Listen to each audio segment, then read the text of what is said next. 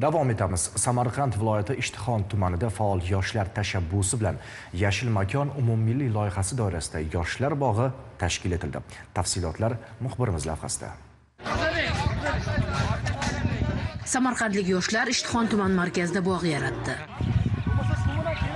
Respublika yoshlar ishlari agentligi boshchiligida yoshlar bu bog'ga ilk daraxt ko'chatlarini o'tqazishdi.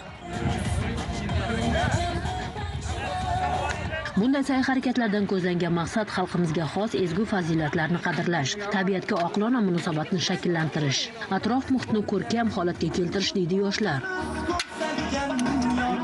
Barcha o'sha yoshlarimiz bilan birgalikda yashil bog'ini mana tashkillashtirib, ekib bunda turli xil daraxtlar, ya'ni manzarali, mevali daraxtlarni ekib bog' yaratilmoqda.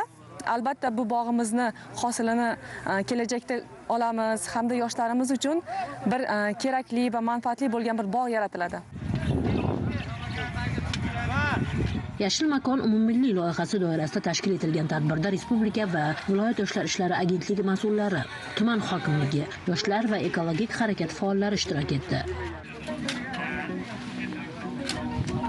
Tumandagi Shayxlar istirohat bog'ida tashkil etilayotgan yoshlar bog'i yaqin kelajakda mo'jaz yashil hududga aylanib, odamlar sayr qiladigan maskan bo'lishi shubhasiz. Ushbu bog'ni yaratishdan maqsad biz yoshlar yetakchilari hamda yoshlar ishlari agentligi nimalari tomonidan kelajak avlodga ushbu loyiha qanday amalga oshirilishi va millatimizni ekologiyani asrash maqsadida shu loyiha ishlab chiqilmoqda.